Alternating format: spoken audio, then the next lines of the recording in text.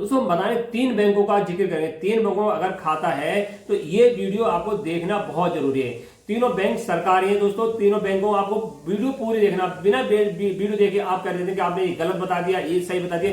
A to Z आपको अगर 3 बैंकों में खाता है तो वीडियो पूरी देखना, ना तो पहले से आपको नहीं देखना, नहीं आपका इन तीनों बैंक खाता नहीं है तो मत देखिए वीडियो। अगर आप सरकारी बैंक में खाता है दोस्तों तो आपका पैसा भी सुरक्षित रहता है और वीडियो देखना भी जरूरी रहता है। 3 बैंक नंबर 1 है दोस्तों, जो भारत की नंबर 1 सरकारी बैंक है SBI। State bank of India के बारे में बताएंगे, इन्होंने रूलों में चेंज कर दिया, क्या नियम बना दिया। दूसरा है Punjab PNB, Punjab national bank ने इसने में भी अपने रूलों में चेंज कर दिया है। और तीसरी है सरकारी बैंक बैंक ऑफ बड़ौदा। इन्होंने क्या करा है, RBI के रूल 2025 में जो पहले नियम थे दोस्तों अब नियमों में बहुत चेंज कर दिया है। पूरी वीडियो देखना आपको बहुत जरूरी है, क्योंकि हम एक A to Z जान के देंगे क्या क्या चेंज करा 2025 जो मार्च में दोस्तों क्या क्या चेंज करा है। नई जानकारी है बैंकों, सरकारी बैंकों संबंधी, आपको बहुत लेटेस्ट जानकारी कोई नहीं दे पाएगा।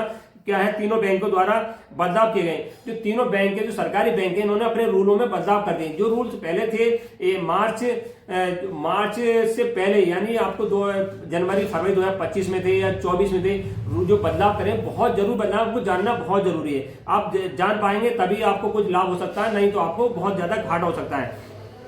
तीनों बैंकों ने क्या करा, तीनों बैंकों कुछ पहले बता दें, IMPS यानी जो ऑनलाइन सर्विस करते हैं, अर्जेंटली करते हैं, IMPS होता है, एक ऑप्शन आता है उसमें सर्विस करते हैं, उसमें वृद्धि कर दी है। पहले क्या था कि जो IMPS करते थे उसमें लिमिट कम थी, यानी किसी को पैसा आप भेज रहे हैं, मान लो किसी को पैसा किसी को पैसा भेज रहे हैं, उसमें जो लिमिट थी पहले क्या था, केवल 2 लाख रुपए थे, यानी किसी को पैसा एक दिन में भेजने की लिमिट थी केवल 2 लाख। IMPS से केवल 2 लाख रुपए आप भेज सकते थे, 2 लाख से ज्यादा जैसे करते थे वो मना कर देता है।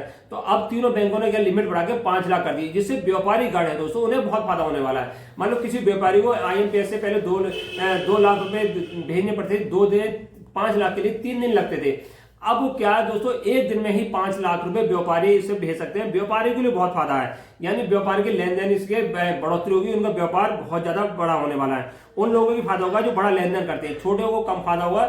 छोटे जो लेन देन करते हैं उन्हें कम था दोस्तों, बड़े जो व्यापारी थे उन्हें बड़ा लेन देन वालों को बहुत ज्यादा फायदा। समझ पा रहे हैं ना? हाँ, कोई डाउट हो तो बता देना, कमेंट्स करके बता देना। और इससे क्या होगा, इस पर 20 रुपए चार्ज लगेगा। मान लो अब पहले क्या था, चार्ज नहीं था, अगर 5 लाख तक का लेन देन करेंगे उसमें 20 रुपए का चार्ज लगेगा, प्लस GST भी लगेगी। समझ पा रहे हैं ना?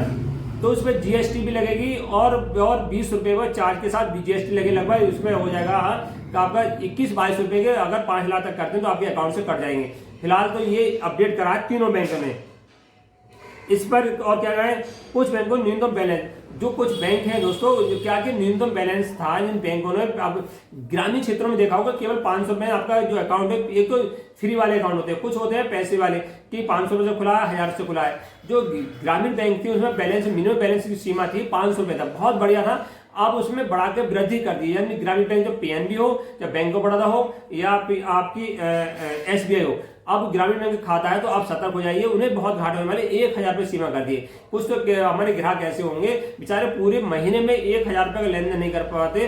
अब 1000 रुपए मिनिमम बैलेंस रखना बहुत जरूरी है, इससे थोड़ा नुकसान होने वाला। 1000 से बैलेंस कम होगा तो उनका प्रतिदिन के हिसाब से चार्ज करता रहेगा। एक समय ये आएगा अगर बैलेंस मेंटेन नहीं रखेंगे तो माइनस में जो आपके 900 रुपए भी है खाते में, 900 चले जाएंगे, पहले 900 और आपके ऊपर चढ़ाव हो जाएंगे। तो मिनिमम बैलेंस रखना बहुत जरूरी हो गया है। इसी प्रकार सरकार जो शहरी क्षेत्र में रहने वाले हैं उनको भी नुकसान हो गया। मिनिमम बैलेंस रखने की सीमा 1000 रुपए थी दोस्तों, अब तक क्या थी, 1000 रुपए थी। जो नए रूल्स RBI के उन्होंने कर दिया है जो तीनों बैंकों ने, अब 2000 रुपए सीमा है। शहरी क्षेत्रों में आपको मिनिमम बैलेंस 2000 रुपए रखना है। कुछ तो ग्राहक ऐसे हैं शहर के, 1 साल के अंदर भी 2000 का लेन देन नहीं कर पाते, बेचारों को बहुत ज्यादा मजबूरी होती है। अब 2000 रुपए रखना उनकी मजबूरी है कि एक खाते में 2000 रुपए रखना है। तो ये चेंज करें इन्होंने, तो ये सही नहीं करा है, आम जनता के थोड़ा अहित करा है, हित में नहीं है तीनों, क्योंकि इनमें अलग अलग रूल्स हैं दोस्तों। अगला अपडेट यह है, पूरी वीडियो समझना, पूरी वीडियो देखना, पहले से आप अपने डिसीजन मन लेना, क्योंकि समझना बहुत जरूरी है आपके लिए वीडियो। अब दूसरा अपडेट है पंजाब नेशनल PNB, ये भी सरकारी बैंक है, बढ़िया बैंक है। इसने भी अपडेट क्या कर दिया है, इसने थोड़ा अब जो लोन लेते थे उनके लिए परेशानी खड़ी कर दी दोस्तों। जो EMI थी दोस्तों, मान लो किसी ने मोबाइल लोन ले लिया 20,000 रुपए लिए, किसी ने यानी 10,000 लोन लिया, किसी ने बाइक लोन 1 लाख का ले लिया, किसी ने होम लोन लिया है, किसी ने कैसा भी लोन लिया दोस्तों। अब जो EMI बाउंस हो जाती है यानी नहीं दे पाते समय से, उस पर 100 रुपए चार्ज लगता था अब तक, यानी 2025 से पहले 100 रुपए चार्ज लगता था। अब EMI का चार्ज दोस्तों बढ़ा के कर दिया है, यानी अब 100 से बढ़ाकर 250 रुपए। अगर आपकी एक EMI टूट गई तो 250 रुपए आपको चार्ज देना पड़ेगा, यानी 100 की जगह 250 कर दिया, 150 रुपए का आपका एक EMI पे घाटा होने वाली। अब ये वीडियो दोस्तों आपको बहुत ज्यादा मोटिवेट कर सकती है।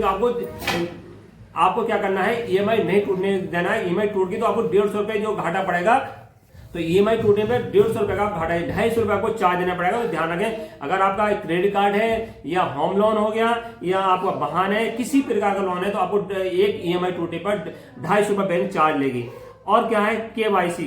अब जो PNB बैंक है, उन्होंने अब क्या कर दिया है, पहले KYC कराना 5 साल में 10 साल में करा दो, कोई अंतर नहीं पड़ता था। अब क्या कर दिया बैंक वाले, प्रत्येक साल आपको KYC आपको जरूर करानी है। यानी KYC का मतलब ये हो गया, बैंक वाले का मतलब चाहते हैं कि आप अपने ग्राहक को पहचानो।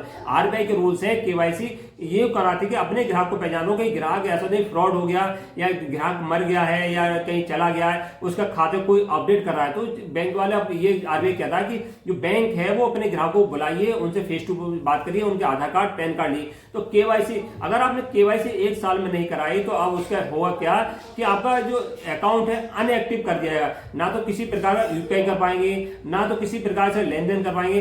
कुछ दिनों तक तो आपका यानी किसी को UPI बंद कर दिया, उसके इनकमिंग बंद कर दिया, पैसे नहीं, कभी आउटगोइंग बंद, यानी पूरा खाता बंद कर। आने वाले 1-2 दिन में क्या होता है, अगर आपने KYC नहीं कराई और PNB अकाउंट है दोस्तों, हर साल नहीं कराएंगे तो आपका खाता बंद हो जाएगा और बैंक के चक्कर आपको लगाने पड़ेंगे। तो आपको एक बैंक में खाता है PNB में, तो आप जल्दी से जल्दी जाकर KYC कराएं, कहीं ऐसा ना हो फीस भरनी है, लोन किस्त करनी है और आपका जो उधर जाके आपका वो खाता ही बंद हो जाए। तो ध्यान रखना, आपको KYC जरूर करानी है, नहीं तो आपका प्रतिबंध खाते में प्रतिबंध लगा दिया जाएगा।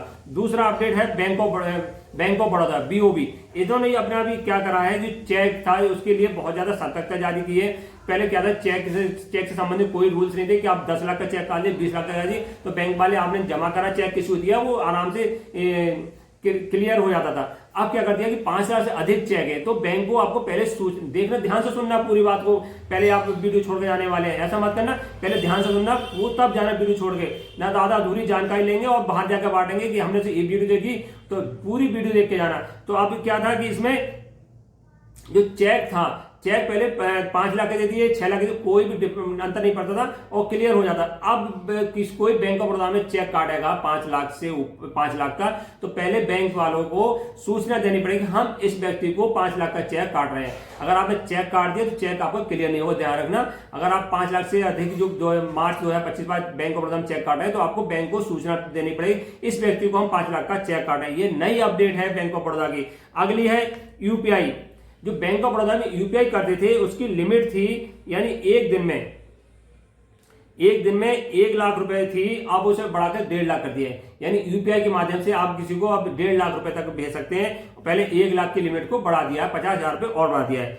और अगली अपडेट जो थोड़ा नुकसान करा ग्राहकों को, जो बैंक ऑफ बड़ौदा ने रूल्स हम चेंज कराया जो 2025 में। अब क्या करा है, चेक बुक से संबंधित। चेक बुक में दोस्तों 25 पन्ने की चेक बुक लेते थे, यानी कोई की व्यक्ति दोस्तों 25 पन्ने की चेक बुक लेगा, चाहे सेविंग अकाउंट हो, करंट हो, किसी प्रकार अकाउंट है, तो 100 रुपए देने पड़ते थे, यानी एक चेक बुक के लिए 100 रुपए जाते थे।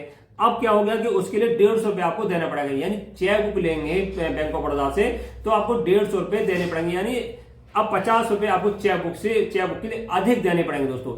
ये है नई अपडेट है। ये तीनों बैंक सरकारी हैं, तो तीनों बैंकों को दोस्तों आपको जानना जरूरी, क्या क्या रूलों में चेंज हुआ है, कुछ फायदा हुआ है, कुछ नुकसान हुआ है।